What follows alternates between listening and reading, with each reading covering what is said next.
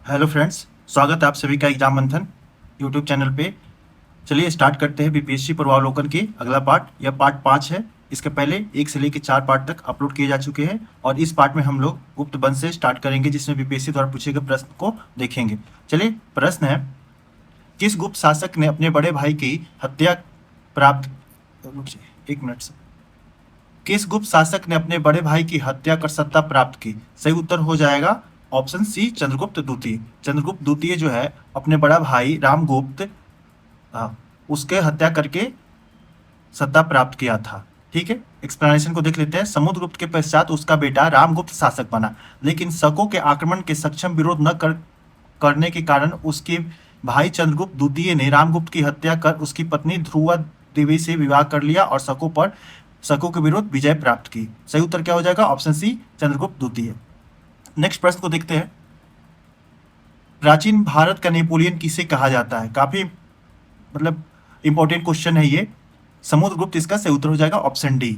इतिहासकार विसेंट स्मिथ, नाम याद रखेंगे, विसेंट स्मिथ। कभी कभी पूछ देता है किस इतिहासकार ने समुद्रगुप्त को भारत का नेपोलियन कहा था, तो विसेंट स्मिथ ने कहा था। कौन सी अपनी रचना the early history of India में समुद्रगुप्त की वीरता और विजयों से मुग्ध होकर उसे भारतीय नेपोलियन की संज्ञा दी? समुद्रगुप्त की विजयों का वर्णन प्रयाग प्रशस्ति में मिलता है, जिसके लेखक हरिसेन थे।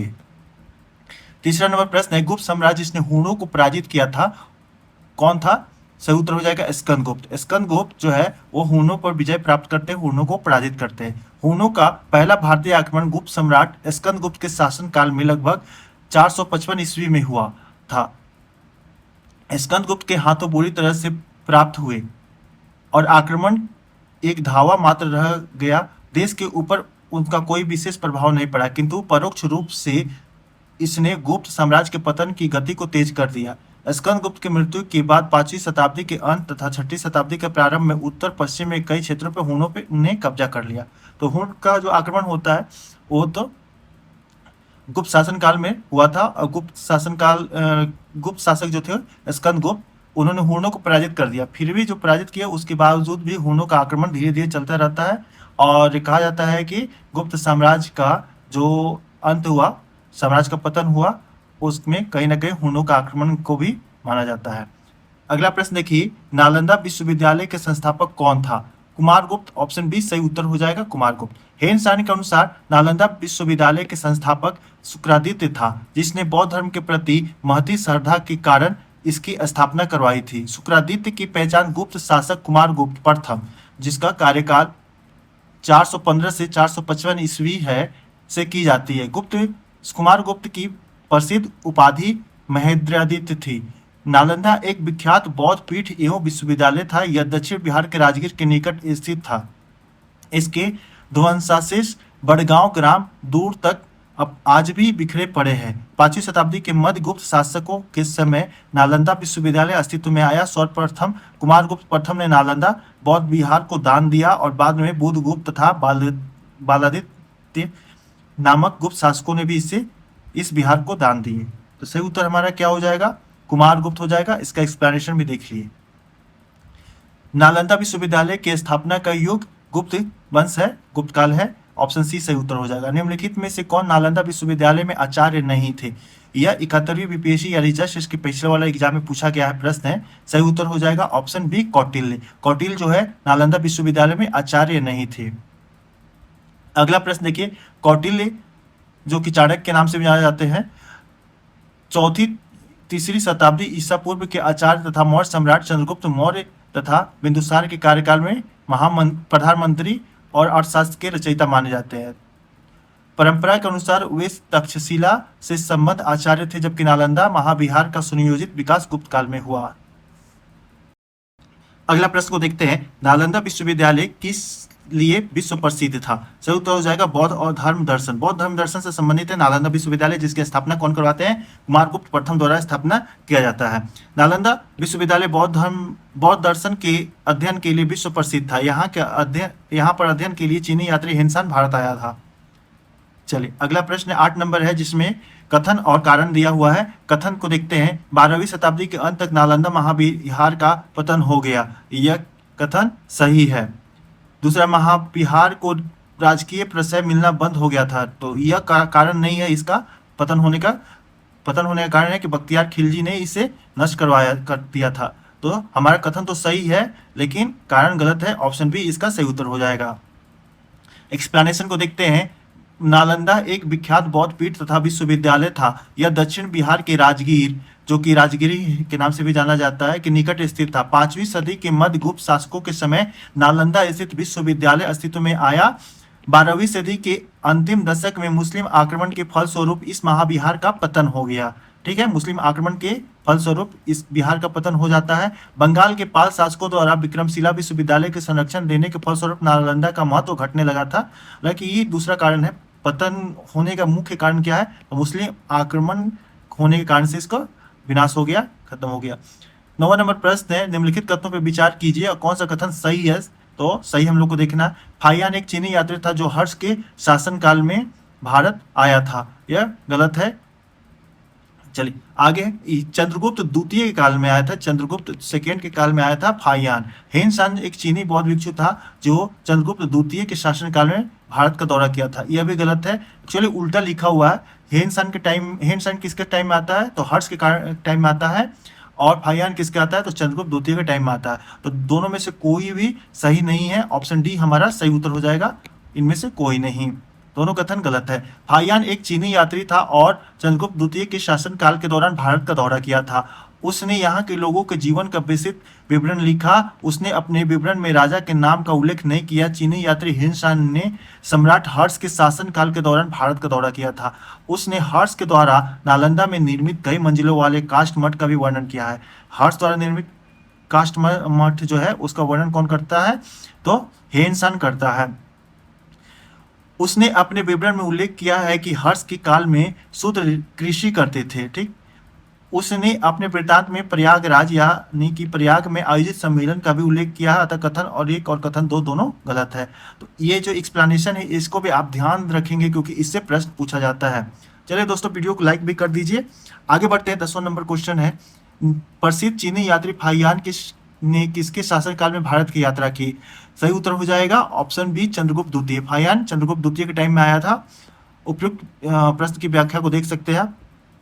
चीनी यात्री शुंग युन ने भारत की यात्रा की। इसका ऑप्शन देखते हैं। 515 से 520, 525 से 529, 545 से 52 और 92 से 97। सही उत्तर हो जाएगा इनमें से कोई नहीं, क्योंकि शुंग युन जो है 518 से लेके 518 से लेके 521 ईस्वी के टाइम में भारत की यात्रा किया और 3 वर्षों की यात्रा के उपरांत बौद्ध ग्रंथों की प्रतियां एकत्रित करके वो चीन लौट गया।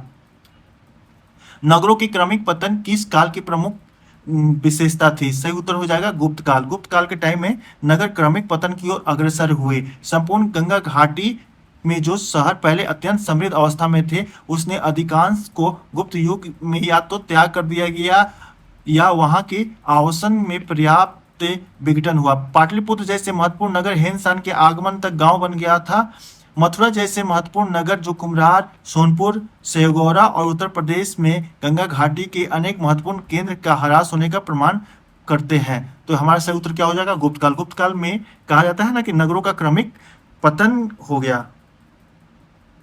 13 नंबर प्रश्न देखिए, निम्नलिखित में से कौन सा बंदरगाह गुप्त काल में उत्तर भारत व्यापार के लिए उपयोग किया जाता था? सही उत्तर हो जाएगा ऑप्शन ई, इनमें से एक से अधिक हो जाना चाहिए। चलिए एक्सप्लेनेशन को देखते हैं। गुप्त काल में बंगाल में ताम्रलिपि एक प्रमुख बंदरगाह था जहां से उत्तर भारत के साथ दक्षिण पूर्व एशिया, चीन, लंका, जावा, सुमात्रा आदि देशों में व्यापार होता था। तो ये जो भारत है, अभी भारत इस टाइप का है, तो ये ताम्रलिपि जो है ये बंगाल के क्षेत्र में है। और यहाँ से क्या होता था? तो यहाँ से हमारा श्रीलंका होता था, पूर्वी दक्षिण पूर्वी एशिया, तो इस साइड में व्यापार होता था। ठीक, दूसरा जो है पश्चिमी भारत के प्रमुख बंदरगाह भृंगी कच्छ यानी कि भड़ौस था जहां से पश्चिम देशों के साथ समुद्री व्यापार होता था। इसके अलावा कल्याण कोयम्बे भी से भी उत्तर भारत का व्यापार होता था।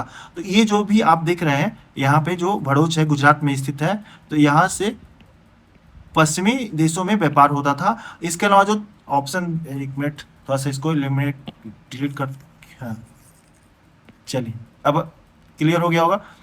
तो कल्याण भी है, भड़ौस भी है, कैम्बे भी है, ताम्रलिपि भी है, इसलिए हमारा उत्तर क्या हो जाएगा? उपयुक्त में से एक से अधिक सही हो जाएगा। चलिए आगे बढ़ते हैं। किस शासक ने मंदिरों एवं ब्राह्मणों को सबसे अधिक ग्राम अनुदान में दिया था? सही उत्तर हो जाएगा ऑप्शन ए गुप्त वंश। गुप्त वंश के शासकों ने मंदिर और ब्राह्मणों को सबसे अधिक ग्राम अनुदान में दिए थे। गुप्त लेखों में जिन भूदानों का उल्लेख किया गया है उससे यह स्पष्ट है कि भूदान के साथ साथ गांव की भूमि से उत्पन्न होने वाली आय भी ग्रहीता को सौंप दी जाती थी। तो यह गुप्त काल का एक राजा लोगों के उनकी विशेषता थी कि वो ब्राह्मण और मंदिरों को सबसे अधिक ग्राम और उससे उपज होने वाले अन्न को भी दान में दिए थे। 15 नंबर प्रश्न है, गुप्त युग की भूमि राजस्व दर क्या थी? उपज का छठा भाग यानी ऑप्शन बी सही उत्तर हो जाएगा। उपज का छठा भाग यानी 1/6 भाग जो है 60 किलो अगर अन्न उत्पन्न होता था तो 60 किलो अन्न होता था तो 10 किलो लोग दे देते थे, या 6 किलो होता था तो 1 किलो वो राजस्व के रूप में दे देते थे। गुप्त काल में जो लोग राजकीय भूमि पर कृषि करते थे उन्हें अपनी उपज का एक भाग यानी उपज का छठा भाग राजा को कर के रूप में देना पड़ता था, जो पठांश होता था। गुप्त अभिलेखों में भूमि कर को भाग कर या उद्रंग कहा जाता था। तो ये भी ध्यान रखेंगे, प्रश्न पूछा जा सकता है। गुप्त काल में भाग कर या उदंग क्या था? तो वह राजकीय भूमि पर एक कर था। धर्मशास्त्रों में भू राजस्व की दर 1/6 थी। ऑप्शन सी इसका सही उत्तर हो जाएगा। सभी धर्मशास्त्रों में भू राजस्व की दर 1/6 उपज का छठा भाग थी। किस प्रकार की भूमि को अपरहत कहा जाता था? बिना जोती हुई जंगली भूमि यानी जंगली भूमि जो स्वयं ही उत्पन्न होती थी उसे अपरहत कहा जाता था। नाम से भी पता चल रहा है कि अपरहत, उस पर किसी प्रकार का कोई हस्तक्षेप नहीं होना चाहिए। बिना जोती हुई भूमि को अपरहत भूमि कहा जाता था। यह गुप्तकालीन राजस्व व्यवस्था का एक पद है। 18 नंबर प्रश्न देखिए, अमरकोश के अनुसार भूमि के प्रकारों पर विचार करें और इनमें से कौन सा सही नहीं है। उर्वरा जो है वह उपजाऊ है, ठीक। दूसरा है मरु रेगिस्तान को कहा जाता था। सातबला घास को और देवमातृक वर्षा से संचित। उपयुक्त में से एक से अधिक जो है सही है। चलिए, यानी कि सभी के सभी सही है। 18 नंबर का एक्सप्लेनेशन देखते हैं। क्वेश्चन थोड़ा सा एक बार और देख लेते हैं। उर्वरा जो है उपजाऊ, मरु रेगिस्तान, सातबला घास और देवमातृक वर्षा से संचित भूमि को कहा जाता था। चंद्रगुप्त द्वितीय विक्रमादित्य ने नवरत्न में से एक अमर सिंह ने अमर कोश नाम की ग्रंथ की रचना की थी। प्रश्न यहाँ से पूछा जा सकता है, अमर कोश किस काल में लिखा गया था? तो चंद्रगुप्त द्वितीय के विक्रमादित्य नवरत्न में थे अमर सिंह, उन्होंने रचना की थी। अमर कोश की भूमि के 12 प्रकार की भूमियों की सूची दी गई है, जिसमें शामिल उर्वर उपजाऊ भूमि को कहा जाता था, मरु मरुस्थली भूमि, ऊसर बंजर भूमि, अपरहत प्रतिभूमि, सातबला घास वाली भूमि, पंकिल कीचड़ वाली भूमि, जल प्रायनुम नमी युक्त भूमि, कच्छ दलदली भूमि, सरकरा चूना पत्थर या कंकड़ युक्त भूमि, सरकरावती बलुआही मिट्टी, नदी मातृक नदी द्वारा सिंचित भूमि और देव मातृक वर्षा द्वारा सिंचित भूमि। इसलिए उपयुक्त विकल्प में दिए गए सभी विकल्प सम्मिलित है। ऑप्शन डी इसका सही उत्तर हो जाएगा। तो क्वेश्चन ये था और इसका आंसर क्या हो जाएगा? सारे के सारे यहाँ पे सही है। ठीक, आगे बढ़ते हैं। 18 नंबर प्रश्न को देखते हैं। प्रसिद्ध इलाहाबाद प्रशस्ति के लेखक कौन था? सही उत्तर हो जाएगा ऑप्शन बी हरिसेन। हरिसेन जो है इलाहाबाद प्रशस्ति के लेखक हरिसेन था। हरिसेन के इलाहाबाद के अशोक स्तंभ पर समुद्रगुप्त के विषय के प्रशासनात्मक वर्णन प्रस्तुत किया है जिसे प्रयाग प्रशस्ति कहा जाता है। इस प्रशस्ति में हरिसेन ने स्वयं को संदीप परिगृहक, कुमारामात्य और दंडनायक बताया है, जिसका तात्पर्य है कि गुप्त काल में एक व्यक्ति एक से अधिक पदों पर नियुक्त हो सकता था। ठीक है, तो इलाहाबाद प्रशस्ति के लेखक हरिसेन। नेक्स्ट है, निम्नलिखित में से किस वंश के शासकों को पुराण में सिर पर्वतीय कहा गया है? सही उत्तर हो जाएगा इक्ष्वाकु। इक्ष्वाकु वंश के शासकों को पुराण में श्री पर्वतीय यानी कि श्री पर्वत के क्षेत्र के शासक या आंध्रभृत्य, आंध्रों के नौकर कहा गया है। पहले वे सातवाहन के सामंत थे, किंतु उनके पतन के बाद उन्होंने अपनी स्वतंत्रता घोषित कर दी। इस वंश के संस्थापक श्री शांतमूल था। तो प्रश्न पूछा जा सकता है, इक्ष्वाकु वंश के संस्थापक कौन थे? तो श्री शांतमूल थे। चलिए 11 नंबर प्रश्न को देखते हैं। राजा प्रवर सिंह के बारे में निम्नलिखित कथनों पर विचार करें। पहला कथन जो है, और यहाँ पे क्या है, सही कथन को चूज करना है।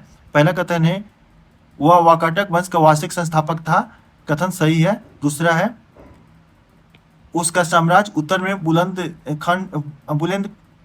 बुंदेलखंड से लेकर दक्षिण में हैदराबाद तक था, ये भी सही है। वो अपने पिता विंध्य शक्ति के उत्तराधिकारी बने, यह भी सही है। उनका उल्लेख पुराणों में मिलता है, यह भी सही है। यानी कि हमारे चारों के चारों सही, ऑप्शन डी इसका सही उत्तर हो जाएगा। चलिए एक्सप्लेनेशन को देखते हैं। वाकाटक राजवंश प्राचीन भारतीय राजवंश है जिसने भारत में मध्य भाग और दक्षिण में 3वीं शताब्दी ईस्वी से लेकर 5वीं शताब्दी अंत तक 6ठी शताब्दी के शुरू तक शासन किया। इस वंश का संस्थापक विंध्य शक्ति प्रथम था, जिसका उत्तराधिकारी प्रवरसेन प्रथम था, जिसे वाकाटक वंश का वास्तविक संस्थापक भी माना जाता है। तो वाकाटक वंश का वास्तविक संस्थापक कौन हो गए? प्रवरसेन प्रथम हो गया। प्रवरसेन के समय ही वाकाटक वंश की सीमाएं उत्तर में विंध्य क्षेत्र यानी बुंदेलखंड क्षेत्र को शामिल से लेकर दक्षिण में दक्कन के क्षेत्र तक विस्तृत हो गई। वाकाटक नरेशों में सर्वप्रथम इसी ने सम्राट की उपाधि धारण की तथा 4 अश्वमेध यज्ञ एवं वैदिक अनुष्ठानों से संपन्न किए। पुराणों में प्रवीर कहा गया है, अतः चारों विकल्प सही है। तो हमारा क्वेश्चन जो था उसका सही उत्तर क्या हो जाएगा? चारों के चारों विकल्प सही है, यानी कि ऑप्शन डी सही उत्तर हो जाएगा। यह 17वीं यूपीएससी में पूछा गया प्रश्न था।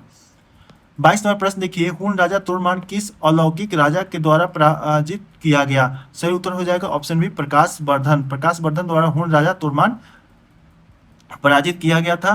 स्कंदगुप्त की मृत्यु के बाद हूणों ने गंगा घाटी पर पुनः आक्रमण किया। इस दूसरे हूण आक्रमण का नेता तोरमान था। मध्य भारत के एरन नाम के स्थान से वराह प्रतिमा पर खुदा हुआ उनका लेख मिलता है। कौशाम्बी के तोरमान की 2 मुहरें मिली है। तोरमान अपने पुत्र मिहिर कुल को अपना उत्तराधिकारी नियुक्त किया। प्रश्न इससे भी पूछा जा सकता है, तोरमान का उत्तराधिकारी कौन हुआ? तो मिहिर कुल को अपना उत्तराधिकारी नियुक्त किया था। वर्धन राजवंश की स्थापना किसने की थी? सही उत्तर हो जाएगा पुष्यभूति ने। पुष्यभूति वंश या वर्धन वंश के स्थापना की थी, राजवंश की स्थापना की थी। बाणभट्ट की रचना हर्षचरित के अनुसार वर्धन वंश की स्थापना पुष्यभूति नामक व्यक्ति ने थानेश्वर में की थी। हर्षवर्धन इस वंश का सबसे महान शासक था। कविबाण कहाँ का निवासी था? सही उत्तर हो जाएगा इनमें से कोई नहीं है। पाटलिपुत्र, थानेश्वर, भोजपुर कहीं का नहीं है। बाणभट्ट का जन्म स्थान को लेकर विद्वानों में काफी मतभेद देखने को मिलता है। कुछ विद्वान के अनुसार उनका जन्म बिहार के सोन नदी के किनारे अवस्थित प्रतिकूटा नामक गांव में हुआ था। चल, जबकि कुछ विद्वानों के अनुसार उनका जन्म उत्तर प्रदेश के कान्यकुंज यानी कन्नौज समीप प्रतिकूट गांव में हुआ था। इसके पिता का नाम चित्रभानु तथा माता का नाम राजदेवी था। अगला प्रश्न है 25 नंबर, देखते हैं।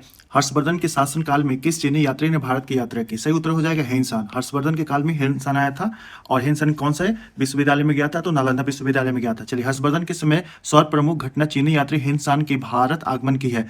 उसकी उत्कंठ अभिलाषा महात्मा बुद्ध के चरण चिन्हों द्वारा पवित्र किए गए स्थानों को देखने और पवित्र बौद्ध ग्रंथों का अध्ययन करने की थी, जो उन दिनों भारत में सुलभ थे। उसमें भारत में आसानी से मिल जाते थे।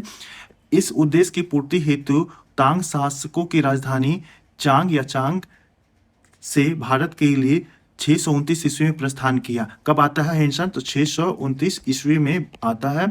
और अपनी भारत यात्रा पर उसने एक ग्रंथ लिखा जिसे सी यू की कहा जाता है। तो सी, यह प्रश्न में पूछा जाता है, यू और की, यह एक पुस्तक है। इसका लेखक कौन है? तो हेनसान है, हेनसान।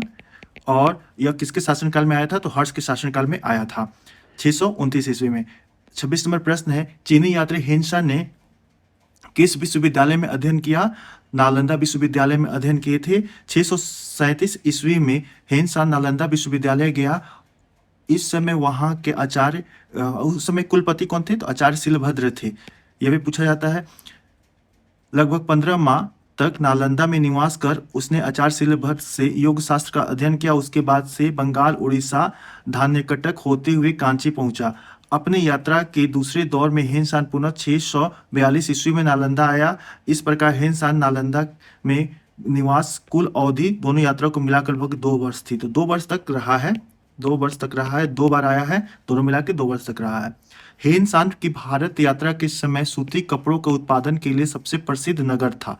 सही उत्तर हो जाएगा मथुरा। मथुरा जो कि यूपी में पड़ता है, और सूती कपड़ों के उत्पादन के लिए हेनसान के समय सबसे महत्वपूर्ण नगर था। चीनी यात्री हेनसान हर्षवर्धन 607 से लेकर 606 से लेकर 647 ईस्वी के समय भारत आया था। उनके अनुसार मथुरा उसमें सूती वस्त्रों के लिए प्रसिद्ध था, जबकि वाराणसी रेशमी वस्त्रों के लिए प्रसिद्ध था। सूती वस्त्रों के लिए मथुरा, और रेशमी वस्त्रों के लिए वाराणसी। चलिए आगे बढ़ते हैं। हेनसान बताता है कि थानेश्वर की समृद्धि का प्रधान कारक यहाँ वहाँ के व्यापार ही था। बाण ने थानेश्वर नगरी को अतिथियों के लिए चिंतामणि भूमि तथा व्यापारियों के लिए लाल भूमि बताया है। चलिए अगला प्रश्न है, यहाँ के निवासी अधिकांशतः व्यापारी थे जो विभिन्न वस्तुओं का व्यापार करते थे। उज्जैनी तथा कन्नौज भी इस काल में आर्थिक दृष्टि से अत्यंत समृद्ध थे। चलिए 28 नंबर प्रश्न है, निम्नलिखित में से किस शासक ने हर्ष के समय असम पर शासन किया? सही उत्तर हो जाएगा भास्कर बर्मन। प्रश्नगत विकल्पों में हर्ष के समय भास्कर बर्मन ने असम पर शासन किया। भास्कर बर्मन कामरूप, जो कि वर्तमान नाम असम है, में वर्धन वंश राजवंश का शासक था। मुकुंद राव शर्मा की पुस्तक इनक्रिप्शन ऑफ एंशिएंट असम और असम गेजेटियर के अनुसार भास्कर बर्मन के उपरांत कुछ वर्षों के लिए अवंती बर्मन शासक बना, जिसे साल स्तंभ ने गद्दी से हटाकर सिंहासन हथिया लिया। चलिए आगे बढ़ते हैं। 29 नंबर प्रश्न है, 7वीं शताब्दी ईस्वी के दौरान भारत में कौन शासक था जो बौद्ध धर्म के संरक्षण के लिए सांस्कृतिक गतिविधियों के समर्थन के लिए जाना जाता है? हर्षवर्धन। सही उत्तर हो जाएगा। 7वीं शताब्दी ईस्वी के दौरान भारत के पुष्यभूति वंश के शासक हर्ष था। बौद्ध धर्म के संरक्षण एवं सांस्कृतिक गतिविधियों के समर्थन के लिए जाना जाता है। हर्ष ने लगभग 606 ईस्वी से लेकर 647 ईस्वी तक शासन किया था। 30 नंबर प्रश्न है, गुप्त वाकाटक युग में तार्किक तर्क और बहस पर ध्यान केंद्रित करते हुए भारतीय दर्शन को किस महत्वपूर्ण स्कूल का विकास हुआ? सही उत्तर हो जाएगा न्याय। गुप्त वाकाटक युग में तार्किक तर्क और बहस पर ध्यान केंद्रित करते हुए भारतीय दर्शन स्कूल न्याय का विकास हुआ। न्याय दर्शन के संस्थापक गौतम हैं। न्याय दर्शन के अनुसार ज्ञान वैध या अवैध हो सकता है। वैध ज्ञान को प्रमा और अवैध ज्ञान को अप्रमा कहा जाता है। यह प्रश्न देखिए पिछले जो टीआरई हुआ था, टीआरई 3, उसमें पूछा गया है, तो इसे ध्यान रखेंगे। चलिए आगे बढ़ते हैं। 31 नंबर प्रश्न है, इनमें से किसने पहली बार यह व्याख्या की थी कि पृथ्वी के अपनी धुरी पर घूमने के कारण प्रतिदिन सूर्योदय या सूर्यास्त होता है? सही उत्तर हो जाएगा आर्यभट्ट, जिन्होंने शून्य की भी खोज किए थे और वो प्रथम व्यक्ति थे जिन्होंने यह व्याख्या की थी कि पृथ्वी के अपनी धुरी पर घूमने के कारण ही प्रतिदिन सूर्योदय और सूर्यास्त होता है।